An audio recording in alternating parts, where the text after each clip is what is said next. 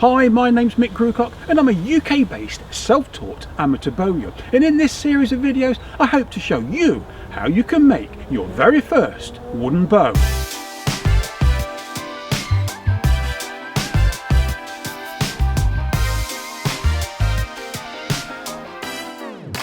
In this video I'm going to walk you through the first stage of the process that I follow when turning a piece of wood like this into a bow like this. For me, this phase of bow building divides into two stages. First, there's the design of the bow and laying that shape out onto the wooden stave. The second is shaping that bow right up to the point when it's ready for tillering. To make a bow that is durable and potentially powerful, we must use wood that is dry, wood that has been seasoned. If green wood is bent, then some of the wood structure is damaged. Bend it and it is in no hurry to return to shape. Seasoned wood has the ability not only to bend, but return to its original shape. It's a spring. So how do I decide that wood is dry enough to make a bow? There are two methods that I use, and I combine them for certainty. First, one of these things is handy. It's a moisture meter, and it indicates how much liquid is present in the wood. This is the ash stave I harvested in a previous video. It's reading about 28%. This is winter cut wood, so relatively dry. Summer cut wood will be much wetter. Here is some blackthorn, split about 8 months ago and reading 18%. This is cherry, reading just below 15%. The ideal reading for me is 10%. But there is a problem with moisture meters. The problem is these meters read just below the surface, which is no clue to how wet the wood is in the centre, and the thicker the wood, the less useful these things are. So to verify wood's dryness, I also weigh it. I weigh it at felling and at intervals throughout as long as a year. When eventually it stops losing weight, it's as dry as the storage conditions allow. Smaller staves, such as this part-work Canadian Pacific U, can be weighed on kitchen scales, larger ones on a bathroom scale. A spring balance like this is really inexpensive and will tell you all you need to know. So I combine these two methods to decide when the wood is ready to work, and for me that is when the entire stave is holding no more than 10% moisture. But don't worry if you haven't got scales or a moisture meter. Dry wood sounds different to wet and feels very different too. Even the back of your hand can sense remarkably low levels of dampness. But just a little word of warning about drying wood before I move on to the next stage of making our wooden bow. I'm in the UK and it's winter, and outside in this unheated workshop it's impossible to get my staves below about 15 to 16% moisture content. That's because of the ambient conditions, the dampness of the air. So to get my staves ready in the winter, they have to be indoors, in the warm and the dry. Now, let's move on to the next stage of making our wooden bow.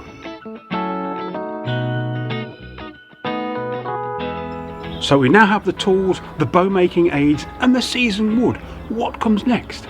Well, in an ideal world, the style and design of your bow should be one that suits the wood that you've got. And straight away, that sounds like an engineering project. But when I made my first bow, I had no idea about such things. I simply wanted to make a weapon that launched an arrow. So when you make your first bow, you have two choices. You choose a style, longbow, flatbow, primitive style bow, or you do as I did and learn by doing, getting some wood and shaping it and see what happens.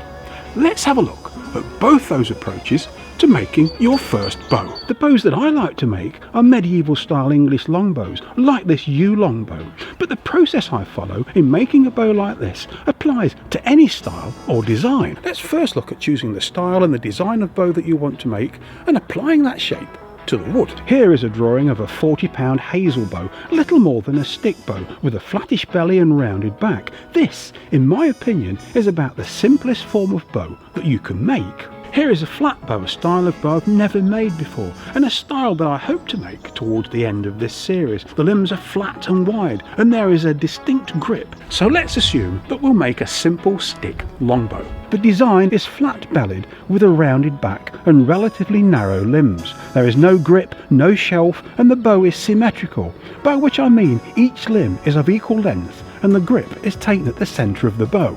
This bow was made from a stem of hazel that was seasoned indoors for 6 months.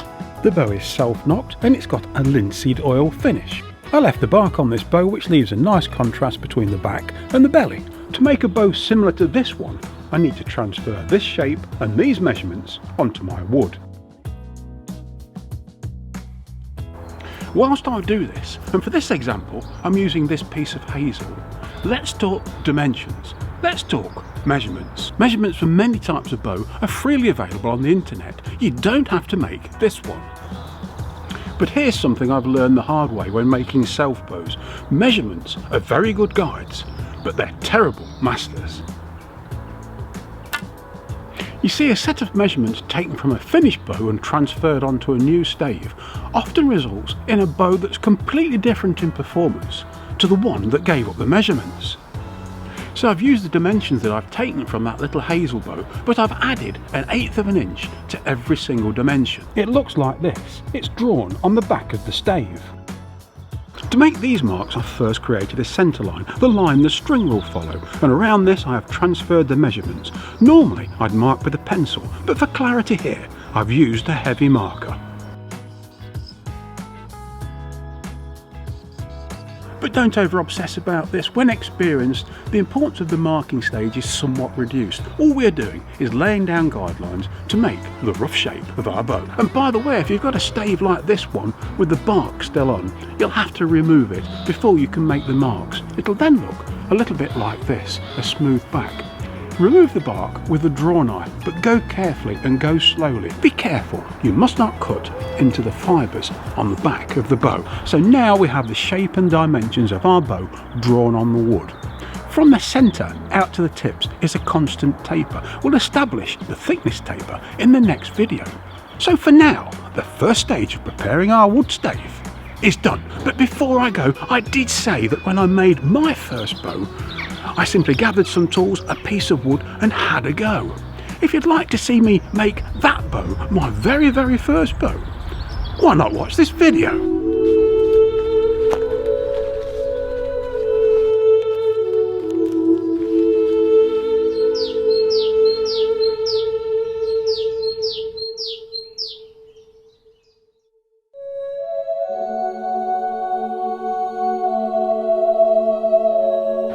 See you next time.